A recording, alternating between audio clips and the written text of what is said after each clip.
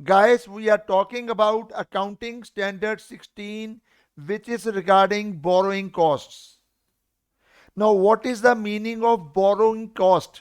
बोरो करना समझ गया, बोरो करना, लोन लेना फॉर एग्जांपल। तो बोरो करने में कॉस्ट क्या आती है, एक्सपेंस क्या आता है बताओ। एक तो इंटरेस्ट कह लीजिए या कमिटमेंट चार्जेस कह लीजिए जो देने होते हैं, एक तो वो हो गया, ठीक है, interest and commitment charges, we use the word. Second is, आपको याद होगा जब आप डिबेंचर डिस्काउंट पे इशू करते हैं, आप 94 पे डिबेंचर इशू करते हैं, डिबेंचर जिसकी फेस वैल्यू 100 है, तो जो ₹6 का डिस्काउंट है वो भी तो बोरो करने के चक्कर में लॉस हुआ है ना, वो भी बोरिंग कॉस्ट का पार्ट है। आपको पता है जब डिबेंचर इशू करते हैं और प्रीमियम पे रिडीम करने होते हैं, to debenture to premium on redemption, 110 95 discount पे इशू, तो लॉस ऑन इशू आ जाता है 15। वहां पर भी तो जो लॉस है, सो डिस्काउंट ऑन इशू हो या प्रीमियम पे रिडीम करने के चक्कर में लॉस हो, वो भी तो बोरिंग कॉस्ट ही है। कई बार जब हम बैंक से लोन करवाते हैं तो प्रोसेसिंग फीस चार्ज हो जाती है, processing fees, processing fees charge होती है, वो भी क्या है, वो भी बोरिंग कॉस्ट है। जब हम हायर परचेज का चैप्टर करते हैं तो ध्यान आ रहा है उसके अंदर भी वो इंटरेस्ट या फाइनेंशियल चार्जेस डलते थे डिले के, वो भी तो बोरो करने की कॉस्ट है। यस और नो? यस। जो पांचवा पॉइंट है, जो पांचवा पॉइंट है, ये आप थ्योरेटिकली नहीं समझ पाएंगे, तो इसको करने के लिए लैंड करते हैं सीधा प्रैक्टिकल की तरफ। वैसे ये लेक्चर ऑलरेडी रिकॉर्डेड है, but I am recording it again for convenience. So ये पांचवा पॉइंट, तो बोरिंग कॉस्ट का मतलब क्या है अभी तक आप समझ गए हैं। पांचवा पॉइंट पेंडिंग है, I am going two point number 5। Theoretically मजा नहीं आता, प्रैक्टिकली बहुत ज्यादा मजा आता है। सो आइए प्रैक्टिकली करें, प्रैक्टिकली करें पॉइंट नंबर 5। ये क्वेश्चन नंबर 7 कर रहे हैं प्रैक्टिकली। आप प्लीज, मुझे जल्दी नहीं है, हम 2 लेक्चर में कंप्लीट करेंगे तो वो हो जाएगा। आपसे रिक्वेस्ट है, ये क्वेश्चन पढ़ना है सबने, और लक्ष्य आप पढ़ेंगे क्लास के लिए। हाँ जी सर।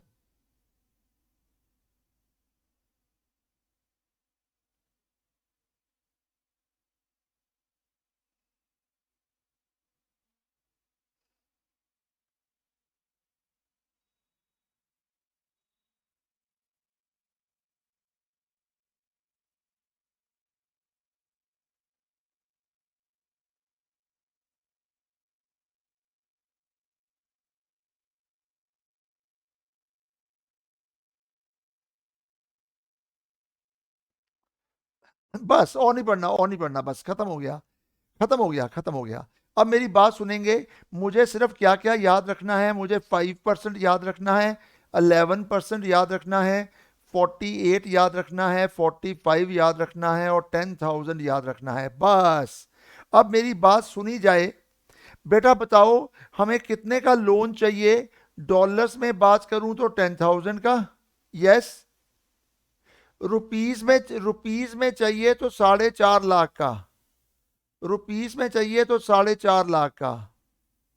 मेरे पास ऑप्शन एक है, एक एक ऑप्शन है मेरे पास कि मैं फॉरेन लोन ले लूं।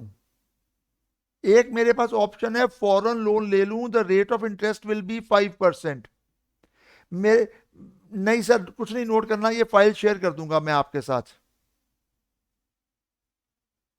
कुछ नहीं नोट करना, सुनना है सिर्फ मुझे। और दूसरा हम डोमेस्टिक लोन ले लें, हम दूसरा डोमेस्टिक लोन ले लें, इंडिया से लोन ले, विद इन इंडिया लोन ले लें 11% पे। आपको बताओ on the face of it आपको कौन सा लोन का इंटरेस्ट सस्ता पड़ेगा? फॉरेन का सस्ता, फॉरेन का सस्ता पड़ेगा, बट इसमें इसमें इसमें एक्सचेंज डिफरेंस का लॉस भी तो हो सकता है, कल को डॉलर वापस भी तो करने हैं और डॉलर महंगा भी हो सकता है, प्लस एक एक्सचेंज डिफरेंस वाला लॉस भी तो हो सकता है ना, वो भी तो नुकसान है।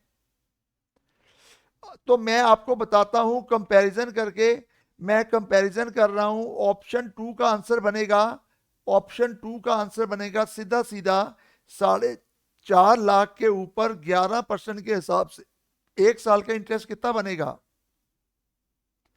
और इंटरेस्ट को क्या कहते हैं, बोरोइंग कॉस्ट। सर इंटरेस्ट को कहते हैं बोरो करने की कॉस्ट। तो डोमेस्टिक में ले तो इतना पड़ेगा, लेकिन हमने लिया किसमें है एक्चुअली, ये नोशनल है, ये नोशनल है, ये रियल है। हमने एक्चुअली लोन किसमें लिया है, फॉरेन में। तो बताओ इसमें हमारी कॉस्ट कितनी आ रही है, मैं बताता हूं। एक तो इंटरेस्ट आ जाएगा, $10,000 के ऊपर 5% के हिसाब से, और जब साल के एंड में पे करना होगा इंटरेस्ट तो 48 हो चुका होगा dollar. How much,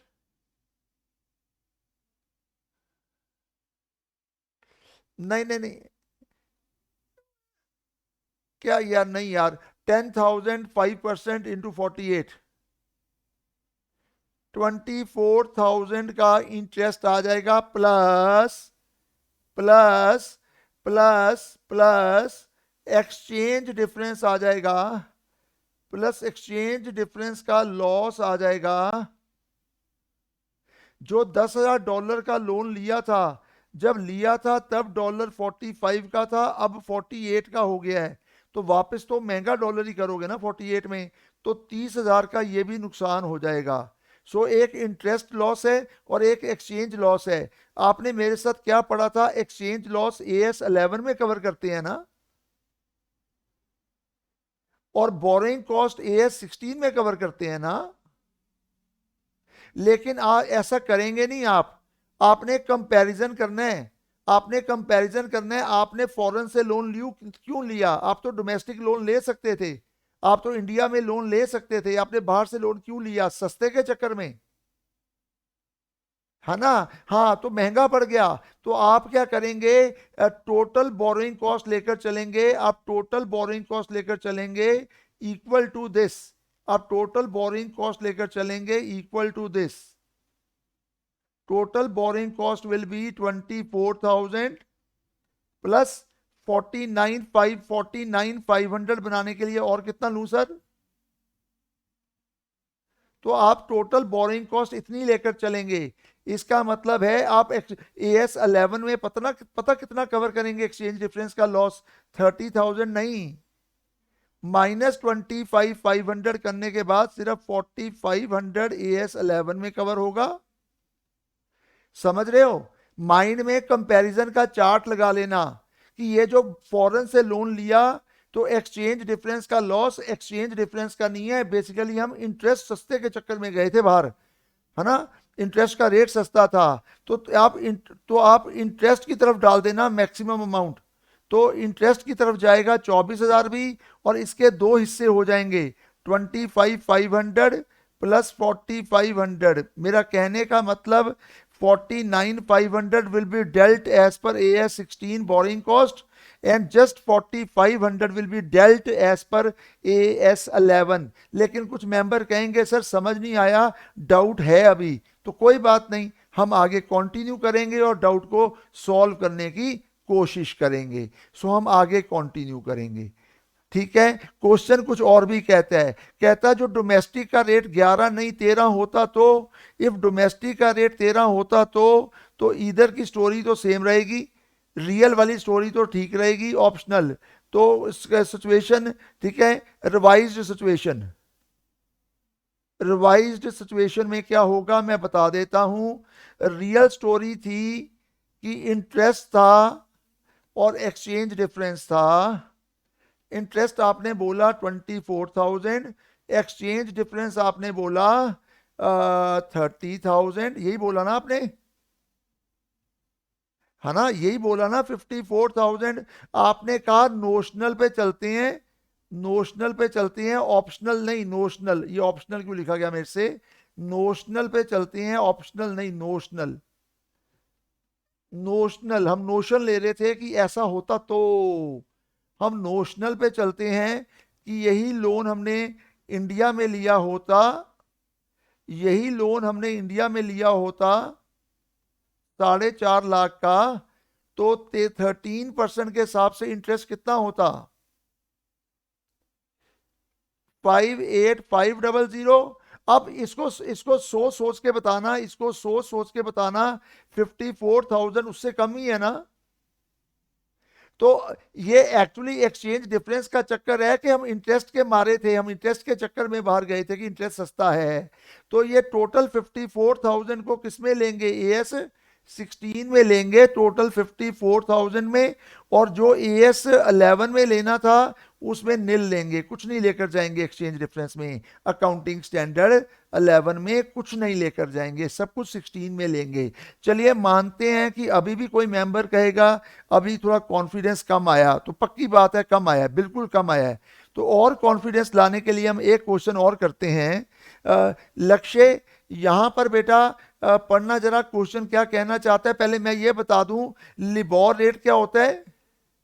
London, London, L for London, London inter bank offered rate, ये लिबोर रेट चलता है। ये बैंक टू बैंक, सुनिए सभी सुनिए, इफ एक बैंक दूसरे बैंक को लोन दे, तो जो, अच्छा बैंक दूसरे बैंक को लोन दे, तो सेफ्टी इसमें है कि बैंक विजय माल्या को लोन दे, सेफ्टी उसमें है, सेफ्टी है। तो बैंक टू बैंक लोन है, लिबोर रेट है, लंदन, लंदन का इंटर बैंक ऑफर रेट। ये फेमस कॉन्सेप्ट है, फॉरेन से लोन लिया होगा ना, तो ये बड़ा फेमस है लिबोर रेट। 1% है। और रिस्क के लिए कितना ले लिया आपसे? आप तो विजय माल्या हो गए ना एक तरह से, ऑर्डिनरी बंदा तो विजय माल्या हो सकता है ना। तो टोटल लिबोर प्लस 3 कितना हो गया फॉरेन का रेट ऑफ इंटरेस्ट। लेकिन यही लोन इंडिया से लिया होता नोशनल, इक्विवेलेंट, इक्विवेलेंट इंडिया में क्या रेट होता?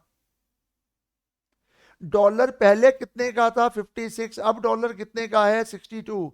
तो आपको जो याद रखना है वो 4% याद रखना है, 10.5 याद रखना है, आपको 56 याद रखना है और 62 याद रखना है। देखिए मैं जो नॉलेज दूंगा वो प्योर कॉन्सेप्ट होगा। आप कहेंगे एग्जामिनेशन में इंस्टीट्यूट ने क्या आंसर मांगा था, तब तक आप थ्योरी भी पढ़ लेंगे और ज्यादा थ्योरी भी पढ़ लेंगे। तो ये जो आंसर है 7th का, ये ICI का आंसर है। आप इसको पढ़ेंगे, आपको होमवर्क मिलेगा, आप मुझे कल डाउट पूछेंगे। 8th का भी होमवर्क, ये आंसर मेरा नहीं है, ये ICI का आंसर है, मैं तो कॉन्सेप्ट की तरफ ध्यान दे रहा हूं। तो मैं चलता हूं आंसर 8 की तरफ। मैं क्वेश्चन दोबारा दिखा दूं, ये 4 है, इंडिया वाला 10.5 है, डॉलर 10 लाख डॉलर है। पहले 56 का डॉलर था, अब 62 का डॉलर है। Answer real versus notional, real versus, ये मेरा स्टाइल है समझाने का, जो कि बड़ा लेमैन की तरह है, इजी है। मुझे बताओ 10 लाख डॉलर 56 के हिसाब से, ठीक है, 10 लाख डॉलर, 10 लाख डॉलर 56 के हिसाब से 5 करोड़ 60 लैक्स इंडिया में लिया होता, तो बताइए इंटरेस्ट कितना हो जाना था? बताइए कितना होता है? 58,80,000 हो जाना था बोरिंग कॉस्ट। लेकिन रियल सेंस के अंदर इंटरेस्ट कितना है और एक्सचेंज का डिफरेंस कितना है? हमने 10 लाख डॉलर का लोन लिया, रेट ऑफ इंटरेस्ट इज 4%, और जब ये लोन साल के एंड में रीपे करेंगे तो डॉलर 62 का हो चुका होगा। तो बताइए कितना आंसर बना? 24,80,000, ठीक है। और एक्सचेंज डिफरेंस 10 लाख डॉलर, अब 62 का, पहले 56 का था, 60 लैक्स। तो ये तो AS 16 में जाएगा ही जाएगा, ये तो इंटरेस्ट है, ये तो 16 में जाना ही था। ये जो है ना अमाउंट 60 लाख, इसके भी दो हिस्से हो जाएंगे। ये करना जरा 5880 माइनस 2480, 34 लाख भी बोरिंग कॉस्ट की तरफ जाएगा, AS 16 की तरफ जाएगा। और जो बैलेंसिंग फिगर 26 लैक्स है वो AS 11 में अकाउंट होगा एक्सचेंज डिफरेंस के अंदर। चलिए माना कोई मेंबर कहें अभी भी सर कॉन्फिडेंस आने में कमी, ये देखो 26 लैक्स आंसर आ गया जो AS 11 में जाएगा। मजा आ गया नॉलेज का। ना पता हो तो ऐसा लगता है पता नहीं क्या डिफिकल्ट है, पता चल जाए तो मजा आ जाता है। अब चलते हैं असाइनमेंट क्वेश्चन की तरफ। जहां आपका पूरा कॉन्फिडेंस बढ़ जाए, आप कहें सर गलती का स्कोप 0। लो बेटा, ऐसा एक क्वेश्चन और करते हैं। बेटा बताइए कितने का लोन है? 3 लाख का। ठीक है, सारे क्वेश्चन एक जैसे होते हैं। बेटा पहले $42 का था, अब डॉलर, ये और ये आईसीआई के क्वेश्चन है, उन्हीं के आंसर हैं। पहले $42 का, अब $46 का, 3 लाख ये हो गया।